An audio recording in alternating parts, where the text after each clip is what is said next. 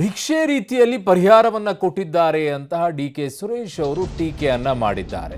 ಕೇಂದ್ರ ಸರ್ಕಾರ 3454 ಕೋಟಿ ಏನು ಬರ ಪರಿಹಾರವನ್ನು ರಿಲೀಸ್ ಮಾಡಿದೆ. ಈ ವಿಚಾರದಲ್ಲಿ ಟೀಕೆಯನ್ನ ಮಾಡಿದ್ದಾರೆ. ಭಿಕ್ಷೆ ರೀತಿ ಪರಿಹಾರವನ್ನ ಕೊಟ್ಟಿದ್ದಾರೆ ಅಂತ ಹೇಳಿ. ನಮ್ಮಲ್ಲಿ 223 ತಾಲೂಕುಗಳು ಬರಪೀಡಿತ ಅಂತ ಘೋಷಣೆಯನ್ನ ಮಾಡಲಾಗಿದೆ. ಈಗ 20% ಹಣ ಬಿಡುಗಡೆ ಮಾಡಿದ್ದಾರೆ ಅಷ್ಟೇ. ರೈತರ ವಿಚಾರದಲ್ಲಿ ಹೀಗೆ ಮಾಡಿರೋದು ಎಷ್ಟು ಸರಿ? ಉತ್ತರ ಕರ್ನಾಟಕ ಭಾಗದಲ್ಲಿ ರೈತರ ಸಂಖ್ಯೆ ಹೆಚ್ಚಾಗಿದೆ. ಹಣ ಬಿಡುಗಡೆ ಮಾಡಿದ್ದೀವಿ ಅಂತ ಹೇಳಿಕೊಳ್ಳೋಕೆ ರಿಲೀಸ್ ಮಾಡಿದ್ದಾರೆ ಅಂತ ಡಿ.ಕೆ. ಸುರೇಶ್ ಅವರ ವಾಗ್ದಾಳಿ ಇದು.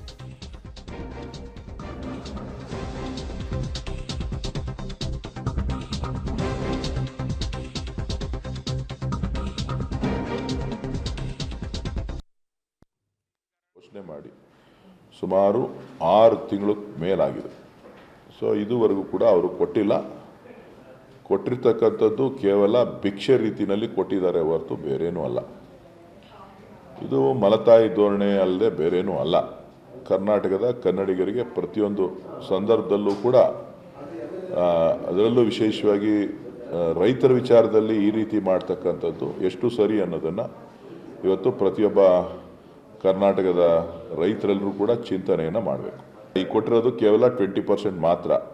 ನಾವು ಕೇಳಿರುವಂಥದ್ದು 18,000ಕ್ಕೂ ಹೆಚ್ಚು ಅನುದಾನವನ್ನು ಕೇಳಿದ್ದೀವಿ. ಅವ್ರು ಕೊಟ್ಟಿರೋದು ನಮಗೆ ಕೇವಲ 3,000 ಚಿಲ್ಲರೆ ಕೋಟಿ ಕೊಟ್ಟಿದ್ದಾರೆ. ಬಹುಶಃ ಹಳೆ ಬಾಕಿ ಅಂತ ತಿರ್ಗಾ ಕ್ಯಾತೆ ತೆಗಿಬೋದು. ವರ್ಷನೇ ಮುಗಿದೋಯ್ತು, ಮಳೆ ಬಂತು ಅಂತನೋ ಇನ್ನೇನಾದ್ರು ಒಂದು ಕ್ಯಾತೆ ತೆಗಿಬೋದು. ಕೇಂದ್ರ ಕ್ಯಾತೆ ತೆಗೆಯೋದ್ರಲ್ಲಿ ಎಕ್ಸ್ಪರ್ಟ್ಗಳಲ್ಲ, ವಿಷಯ ತಿರ್ಚೋದ್ರಲ್ಲೂ ಎಕ್ಸ್ಪರ್ಟ್ಗಳು. ರೈತರ ಬಗ್ಗೆ ಕಾಳಜಿ ಇಲ್ಲ, ಏನು ಮಾಡೋಕ್ಕಾಗೋದಿಲ್ಲ. ಎಲ್ಲ ಸರ್ಕಾರಗಳಿದ್ದಂಥ ಸಂದರ್ಭದಲ್ಲಿ ಇದೇ ರೀತಿಯಾದಂಥ ಆರೋಪಗಳು ಬರುತ್ತೆ. ಹಿಂದೆ ಬಿಜೆಪಿನೂ ಇದೇ ರೀತಿ ಆರೋಪ ಮಾಡ್ತಾ ಇತ್ತು. ಕೇಂದ್ರದಲ್ಲಿ ಕಾಂಗ್ರೆಸ್ ಇದ್ದಾಗ 2007-8ರಲ್ಲಿ 3,941 ಕೋಟಿಯನ್ನು ರಾಜ್ಯ ಸರ್ಕಾರ ಕೇಳಿತ್ತಾಗ 269 ಕೋಟಿ ಕೇಂದ್ರದಿಂದ ಬಂದಿತ್ತು. ಆವಾಗಲೂ ಬಿಜೆಪಿ ಟೀಕೆ ಮಾಡ್ತಾ ಇತ್ತು. 2011-12ರಲ್ಲಿ 6,715 ಕೋಟಿಯನ್ನು ಕೇಳಿತ್ತು ರಾಜ್ಯ ಸರ್ಕಾರ. 479 ಕೋಟಿ ಬಂದಿತ್ತು. ಅದು ಭಿಕ್ಷೆ ಅಂತ ಹೇಳ್ಬೇಕಾ? 2012-13ರಲ್ಲಿ ನಮ್ಮಲ್ಲಿ 113 ತಾಲೂಕುಗಳು, ಆಲ್ಮೋಸ್ಟ್ ಅಲ್ಲ 135 ತಾಲೂಕುಗಳು ನಮ್ಮಲ್ಲಿ ಬರಪೀಡಿತವಾಗಿದ್ವು. ಆವಾಗ 11,489 ಕೋಟಿಯನ್ನು ಕೇಳಿದ್ವಿ ಕೇಂದ್ರ ಸರ್ಕಾರಕ್ಕೆ.